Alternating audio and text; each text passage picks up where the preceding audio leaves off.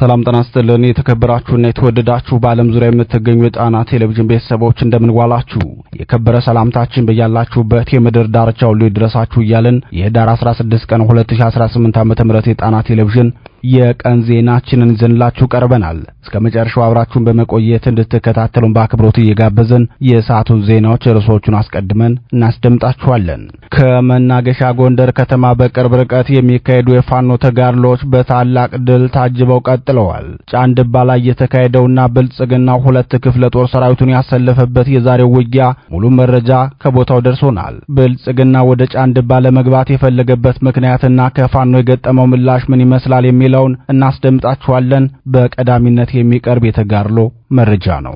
የብልጽግናው ሰራዊት በየቀኑ መፍረሱን ተያይዞታል። እያንዳንዱ ሰራዊት መሽቶ በነጋ ቁጥር ራሱን በፋኖ ካምፕ ውስጥ ማግኘት ያለመ የሚተኛ ይመስላል የሚሉት ወታደራዊ ተንታኞች ዛሬ በጎጃም የአማራ ፋኖን የተቀላቀሉ የስድስተኛ ዕዝ ሰራዊት አባላት የሰጡት ማብራሪያ የብልጽግናውን ገመና ብቻ ሳይሆን ውስጥ ነገሩንም የገላለጠ ሆኗል። የሰዓቱ ዜናችን በዝርዝር የሚያስደምጣችሁ ሌላው መረጃችን ነው። ሰዓቱን ጠብቆ ይቀርባል። ወሎ ላይ የሆነው ምንድነው ስንል ያቀረብነው ጥያቄ በርካቶችን የሚያስገርምና የሚያስደነግጥ ምላሽ ተሰጥቶናል። በዛሬው የኢምራነ ክርስቶስ ውጊያ ዙሪያም የምንነግራችሁ መረጃ አለ። ወሎ ላይ የተጣመሩ 3 ጸረ አማራ ኃይሎችን በተመለከተ ምንጮቻችን ያደረሱን መረጃ አለ። እነዚህ 3 ጸረ አማራ ኃይሎች እነማን ናቸው የሚለውን ጨምሮ የአፋባላ አስታሳምነው ኮር የዕለቱን ተጋድሎም በዝርዝር እናስደምጣችኋለን። አርማጭሆ ዛሬም የብልጽግናውን ሰራዊት ውጣ አላየውም ብላለች። ብልጽግና እንደ ደፋር ዋና ተለማማጅ ዘሎ በገባበት የአማራ ክልል መውጫው ጠፍቶት ከሚሰቃይባቸው ቀጠናዎች አንዷ የሆነችው አርማጭሆ አሁናው የአፋባ ደጃዝማች በላይ ዘለቀ የተጋድሎ መረጃዎችን በዝርዝር እናስደምጣችኋለን። መቅደላ ላይ የሆነው ብዙዎችን ያስቆጣና ያሳዘነ ክስተት ነው ሲሉ የጣና ቴሌቪዥን ምንጮች ተናግረዋል። ለመሆኑ በመቅደላ የተፈጠረው ነገር ምንድነው የሚለውን ከዜናችን ሙሉ መረጃውን ታደምጡታላችሁ። እነዚህንና ሌሎች ለሰዓቱ የተመረጡ መረጃዎችን አሰባስበን ያሰናዳነው ዜናችን ከዚህ ሰዓት ጀምሮ ወደ እናንተ መቅረብ ይጀምራል። እስከ መጨረሻው አብራችሁን በመቆየት እንድትከታተሉን በድጋሚ እየጋበዝን በቀጥታ ወደ ዝርዝር ዘገባው እናልፋለን።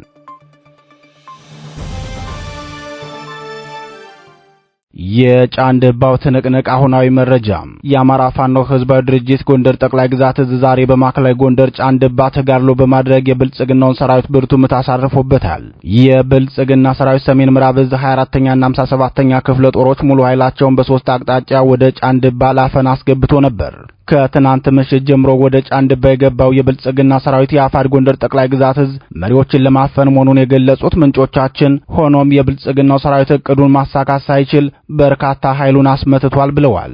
የብልጽግናው ሰሜን ምዕራብ ዕዝ ዋና አዛዥና የጎንደር ቀጠና ኮማንድ ፖስት ሰብሳቢ ጄኔራል ብርሃኑ በቀለ በዳዳ ያደረጉት ተደጋጋሚ የኃይል ይጨመርልን ጥሪ መሰረት የድሮንና የሄሊኮፕተር ድጋፍ ሲደረግላቸው መቆየቱ ይታወቃል። ከቅርብ ጊዜያት ወዲህ ደግሞ የእግረኛ ጸረ ሽምቅ ተዋጊ ኃይሉን በሙሉ በጎንደር ቀጠና አስገብቷል የሚለው የአጼዎቹ ክፍለ ጦር ቃል አቀባይ አርበኛ መምህር ብዙአየሁ ወንድሙ ብልጽግና የጸረ ሽምቅ ተዋጊ ሰራዊት በብዛት አሰማርቷል። ለዚህ ደግሞ ምክንያቱ በመደበኛ ውጊያም ሆነ በአየር ድብደባ የፋኖን ምት መቋቋም ባለመቻሉ ነው ብሏል። በሰሜን ምዕራብ ዕዝ ዋና አዛዥና በብልጽግናው ሊቀመንበር ታማኝ ጦር መሪ ጄኔራል ብርሃኑ በቀለ በዳዳ ጥሪ መሰረት ወደ ጎንደር ቀጠና የገባው የጸረ ሽምቅ ተዋጊ ኃይል ትናንት ምሽት ጀምሮ በጫንድባ የገባ ሲሆን በሌላኛው የጎንደር ቀጠናም በስማዳ አውራጃ የገባው ኃይል መሆኑን አርበኛ ብዙአየሁ ወንድሙ ተናግሯል። ዛሬ በጫንድባ የተካሄደውን ውጊያ አስመልክቶ ለጣና ቴሌቪዥን አስተያየቱን የሰጠው አርበኛ መምህር ብዙአየሁ ወንድሙ ካለፉት 2 ወራት ወዲህ በዚህ ቀጠና ከተካሄዱት ውጊያዎች ሁሉ ከባድ የሚባል ነው። በ3 አቅጣጫ በርካታ ኃይል ይዞ የገባ ከመሆኑም ባለፈ የድሮን ቅኝትም እያደረገ በመሆኑ ውጊያው ከባድ ነው። ነገር ግን በፋኖ በኩልም የጠቅላይ ግዛቱ 3 ክፍለ ጦሮች የተውጣጡ ሻለቃዎች በቅንጅት የሚያካሂዱትን ለአስጨራሽ ውጊያ የጠላትን ኃይል ከባድ ኪሳራ ማድረስ ችለዋል ብሏል። ይህ በእንዲህ እንዳለ በዚሁ ማዕከላዊ ጎንደር ዞን የአማራ ፋኖ ብሔራዊ ኃይል ደጃዝማች በላይ ዘለቀ ፋና የውቤ ክፍለ ጦር በብልጽግናው ሰራዊት ላይ ድንገተኛ ጥቃት ፈጽሞ ድል መቀዳጀቱን የክፍለ ጦሩ ቃል አቀባይ አርበኛ አብነት ሞላ ተናግሯል። አርበኛ አብነት ሞላ የክፍለ ጦሩን ተጋድሎ አስመልክቶ ለመገናኛ ብዙሃን በላከው የድል ዜና የጠላት ኃይል በርካታ ተሽከርካሪዎችን ከባህር ዳር ወደ ጎንደር አጅቦ በማለፍ ላይ ያለ የፋና የውቤ ክፍለ ጦር አርኖ ጋርኖ ብርጌድ መክት ሻለቃ ፋኖች በወሰዱት የደፈጣ ጥቃት 5 እርምጃ ሲወሰድባቸው 12ቱ ደግሞ ከባድ ጉዳት ደርሶባቸዋል ብለዋል። ቃል አቀባዩ አክሎም በጥቃቱ የጠላት ኃይል ከፍተኛ መደናገጥ የተስተዋለበት ሲሆን ከጥቃቱ የተረፉት ሲያጅቡት የነበረውን በርካታ ተሽከርካሪዎችን በመተው እግራቸው ወደ አመራቸው አቅጣጫ ሸሽተዋል። የብልጽግናው ስርዓት ጥምር ኃይል እያለ የሚጠራውን ጨካኝ ሰራዊቱን ከእንፍራዝ ከተማ ለገዛ የላከ ቢሆንም በጥቃቱ የቆሰሉትንና አስከሬኑን ሰብስቦ ከመመለስ የዘለለ ስራ ሊሰራለት አልቻለም ብሏል።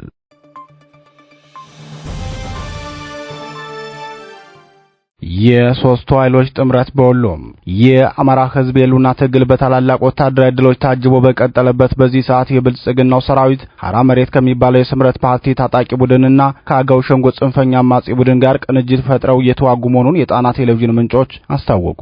ከወር በፊት በወሎ ቤት አማራ ጠቅላይ ግዛት አፋባ አፄ ምኒልክ ህዝብ አወጀው ዘመቻ ደማሊ አባናዳው ተጋድሎ ላይ በርካታ ሰራዊቱ ሞትና በእጅ የተያዘ እንዲሁም ጉዳተኛ የሆነበት የብልጽግናው መንግስት በውጭ ጉዳይ ሚኒስተሩ ጌዲዮን ጢሞቴዎስ በኩል ኤርትራ ህወሓትና ፋኖ በጥምረት ወጉ ሲል ክስ ማቅረቡ ይታወሳል። በቅርቡ የብልጽግናው ውጭ ጉዳይ ሚኒስተር ለተባበሩት መንግስታት ድርጅት በጻፉት ደብዳቤ ነበር ህወሓትንና ሻቢያን የፋኖ አጋር ብለው የከሰሷቸው። ዛሬ ደግሞ በላስታ አውራጃ የምራነ ክርስቶስ ብልባላ በተባለ ቦታ የአማራ ፋኖ ብሔራዊ ኃይል አፄ ምኒልክ ዕዝ ላስታ ሳምነው ጽጌ ኮር ከብልጽግናው ሰራዊት ጋር ብርቱ ውጊያ እያካሄደ ይገኛል። በዚህ ውጊያ የማረጉ ተማረ ክፍለ ጦር በሚያደርገው ፍልሚያ ላይ በአቶ ጌታቸው ረዳ የሚመራው የስምረት ፓርቲ ታጣቂ ቡድን አባላት ብልጽግናን ወክለው እየተዋጉ መሆኑን የደረሰን መረጃ ያመለክታል።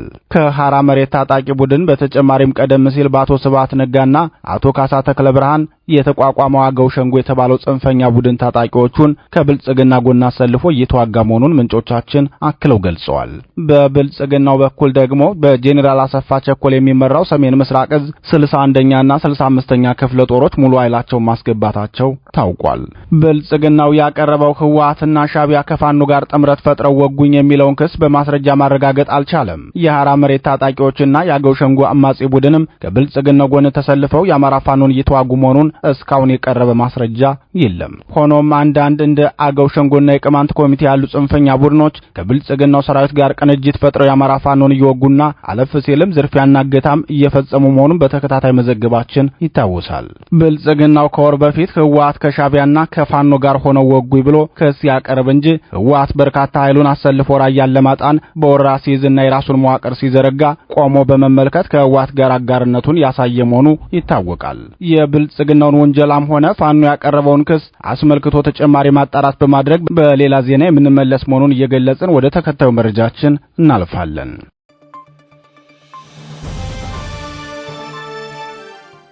የአርማጭሆ ትንቅንቅ ዛሬም ቀጥሏል። የአማራ ፋኖ ብሔራዊ ኃይል ደጃዝማች በላይ ዘለቀ ሕዝብ በማዕከላዊ አርማጭሆ ባደረገው ታላቅ ተጋድሎ በብልጽግናው ሰራዊት ላይ ከፍተኛ ሰዋዊና ቁሳዊ ኪሳራ ማድረሱን አስታውቋል። የፋኖ ብርቱ ምት የከበደው የብልጽግናው ሰራዊት በበኩሉ የተለመደውን የጭካኔና የጦር ወንጀሉን የንጹሃንን ሕይወት በመቅጠፍና ተሽከርካሪዎችን በማቃጠል መፈጸሙን የጣና ቴሌቪዥን ምንጮች ተናግረዋል። የአርማጭሆውን ተጋድሎ አስመልክቶ የአፋባ ደጃዝማች በላይ ዘለቀ ሕዝብ 4ኛ ደጃዝማች ኮር የህዝብ ግንኙነት ክፍል እንዳስታወቀው አርማጭሆን ጨምሮ ደጃዝማች ኮር በሚንቀሳቀስባቸው ሌሎች አካባቢዎችም በተከታታይ በተደረገ አውደ ውጊያ ከፍተኛ ድል ተጎናጽፈናል ብሏል። የኮሩ የህዝብ ግንኙነት ክፍል አክሎም በማዕከላዊ አርማጭሆ በበርካታ ተሽከርካሪዎችና የቡድን መሳሪያዎች ታጅቦ ይንቀሳቀስ በነበረ የብልጽግናው ሰራዊት ላይ ልዩ ስሙ ዶጋው በተባለ ቦታ በተፈጸመ ድንገተኛ የደፈጣ ጥቃት በርካታ ሰራዊቱ ሙትና ቆስለኛ ሆኗል ብሏል። በዚህ ድንገተኛ ጥቃት ከ17 በላይ የብልጽግናው ሰራዊት ቆስለኛ እንደሆኑ የገለጸው የህዝብ ግንኙነት ክፍሉ ከ10 በላይ የሚሆኑትም እርምጃ እንደተወሰደባቸው ጨምሮ ገልጿል። በፋኖ የደፈጣ ጥቃት ከፍተኛ ወታደራዊና ሰዋዊ ኪሳራ ያስተናገደው የብልጽግናው ሰራዊት የታጠቀውን ከባድ መሳሪያ በመጠቀም የንጹሃንን ሀብት ንብረት እንዳወደመ የተገለጸ ሲሆን ንጹሃን ላይ ጉዳት አድርሷል ተብሏል። ከዚህ በተጨማሪም በአንድ የኮንስትራክሽን ካምፕ ላይ በፈጸመው የከባድ መሳሪያ ድብደባ 2 የነዳጅ ቦቴዎችን ማቃጠሉን ቃል አቀባይ ክፍሉ ተናግሯል። በዚሁ በምዕራብ አርማጭሆ ጋብላ ቀበሌ ላይ በተደረገው ውጊያ አርበኛ ሲሳይ አበጀ ብርጌድና ደጃዝማች ብር የዘገየ ብርጌድ ታላቅ ድል ማስመዝገባቸውን የደጃዝማች 4ኛ ኮር ቃል አቀባይ ክፍል አስታውቋል። በዚህም በርካታ የብልጽግናው ሰራዊት ሙትና ቆስለኛ ሲሆን በርካታ የነፍስ ወከፍ መሳሪያዎችን ፋኖ በምርኮ ማግኘቱን የገለጸው የኮሩ ቃል አቀባይ ክፍል ከብልጽግናው ሰራዊት ጋር ከሚደረጉ አውደ ውጊያዎች ጎን ለጎን የኮሩን አደረጃጀት እየገመገሙና የማጠናከሪያ ስልጠና እየሰጡ መሆናቸውን የህዝብ ግንኙነት ክፍሉ ጨምሮ ገልጿል። ይህ በእንዲህ እንዳለ በዚህ ቀጠና በሚካሄደው ውጊያ የብልጽግናው ሰራዊት ከቅማንት ጽንፈኛ ታጣቂ ጋር ጋር በቅንጅት እያካሄደ መሆኑን በተከታታይ መዘገባችን ይታወሳል። ለጣና ቴሌቪዥን በደረሰው መረጃ ለማረጋገጥ እንደተቻለው ከመተማ እስከ ሱዳን ኮሪደር በሚገኘው ቀጠና የቅማንት ጽንፈኛ ታጣቂ ከብልጽግናው ሰራዊት ጋር ቅንጅት ፈጥረው በአማራ ሕዝብ ላይ የተቀናጀ ጥቃት እያደረሱ ይገኛሉ።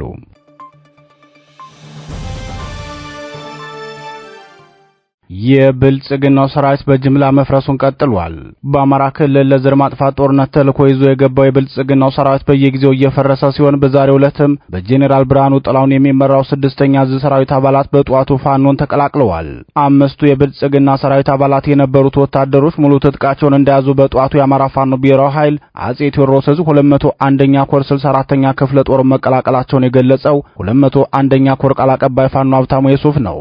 የብልጽግናውን ሰራዊት ደው ፋኖን የተቀላቀሉት 5ቱ ወታደሮች በሰጡት ማብራሪያ በሁለት ምክንያት ነው ፋኖን ልንቀላቀል የቻልነው ብለዋል። የሰራዊቱ አባላት ምክንያታቸውን ሲናገሩም በአሁኑ ሰዓት የመከላከያ አደረጃጀትም ሆነ ቁመና ጸረ ሕዝብ መሆኑን በግልጽ ማረጋገጥ ችለናል። እንኳንስ ሙሉ ጦሩን በሕዝብ ላይ ማዝመት ይቅርና አንድ ጥይትም ቢሆን ወደ ሕዝብ የሚተኩስ ሰራዊት ያኔ የውድቀቱ ማረጋገጫ ነው። የመንግስት ሰራዊት ደግሞ በአማራ ሕዝብ ላይ የከፈተው ጦርነት ህሊናችን የሚቀበለው አይደለም ሲሉ የመጀመሪያው ምክንያታቸውን ተናግረዋል።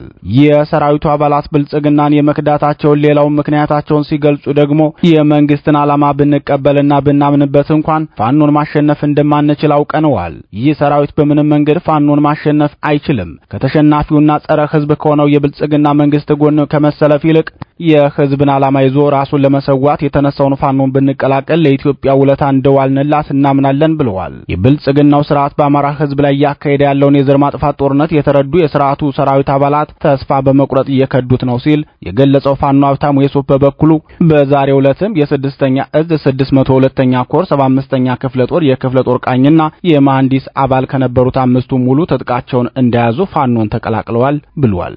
ዛሬ ፋኖን የተቀላቀሉት የብልጽግናው ሰራዊት አባላት ስም ዝርዝራቸውም አየነው እንዳይፈር 1 ኮሪያ ክላሽ 150 ጥይት 3 ካዝና፣ አለበል አምሳሉ 1 ኮሪያ ክላሽ 30 ጥይት 1 ካዝና፣ ወንዱ አንተ 1 ኮሪያ ክላሽ 150 ጥይት 3 ካዝና፣ ሀብታሙ ጸጋው 1 ኮሪያ ክላሽ 150 ጥይት 3 ካዝና በመያዝ ከነማይ ወረዳ ማህበረ ብርሃን ቀበሌ ከሚገኘው የጠላት ካምፕ ወጥተዋል ሲል ፋኖ ሀብታሙ ተናግሯል። 5ኛው የሰራዊቱ አባል ደግሞ መንግስቱ በላቸው የሚባል ሲሆን የትውልድ ቦታው በዚሁ ምስራቅ ጎጃም ዞን ሸበል በረንታ ሊዲ ቀበሌ ሲሆን ወደ ውትድርና ለመግባት የባዲን ካድሬ የሆነው ግዛቸው ጫኔ የተባለ የወረዳው ትምህርት ጽሕፈት ቤት ኃላፊ አታሉ እንዳስገባው ተናግሯል። ወታደር መንግስቱ በላቸው በሸበል በረንታ ወረዳ የእዱሃ ቀበሌ የሚገኘው የብልጽግናው ሰራዊትና አዛዦች እያካሄዱት ያለውን የዘር ማጥፋት ጦርነትን ጨምሮ አስገድዶ መድፈርና ንብረት ማውደምን የመሰለ የጦር ወንጀል ሲፈጽሙ የሥርዓቱን ፍላጎትና የጭካኔ ተግባር ከቆይታ በኋላ ሲረዳ ብልጽግናን ክዶ ፋኖን ሊቀላቀል መቻሉን ተናግሯል። የብልጽግናው ሰራዊት ከቅርብ ጊዜ ወዲህ በተከታታይ እየፈረሰ ፋኖን እየተቀላቀለ ሲሆን የሽያጭ ዋጋቸው ከፍ ያለ ገንዘብ የሚያስገኙ ትጥቆቹን በመሸጥ ወደ አረብ አገራት የሚኮበልለው የሰራዊት ቁጥርም ከቀን ወደ ቀን እየጨመረ መምጣቱን በተከታታይ መዘገባችን ይታወሳል።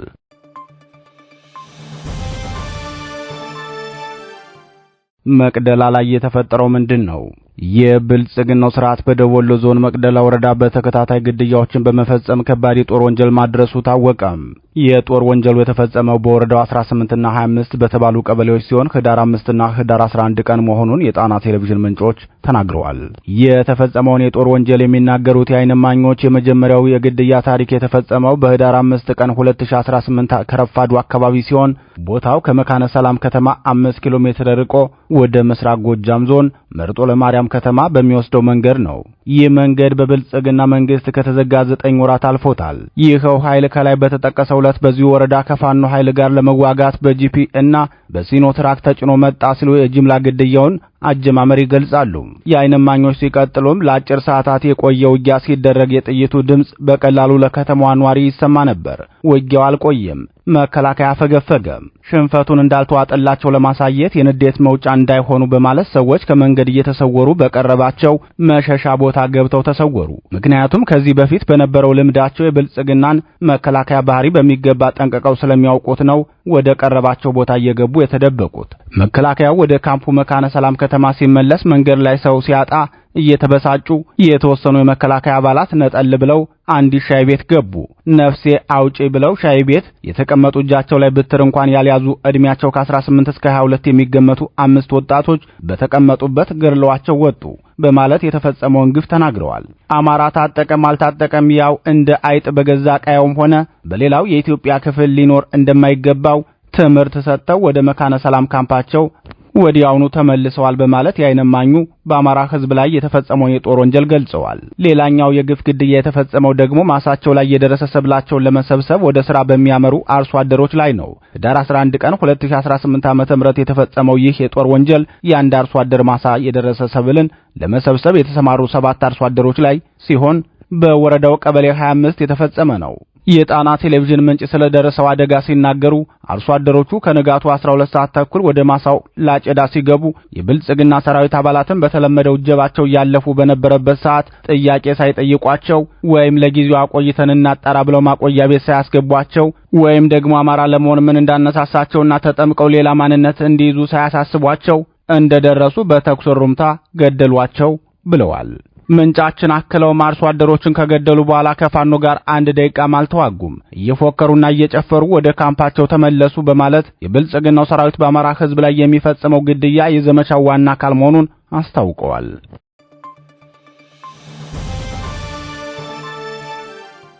ክቡራትና ክቡራን የጣና ቴሌቪዥን አድማጭ ተመልካቾቻችን የቀን ዜናችን የተከታተላችሁትን ይመስል ነበር። በአመሻሹ የዜና ውጃችን እስከምንገናኝ በዚሁ ተሰናበትን። ጤና ይስጥልን።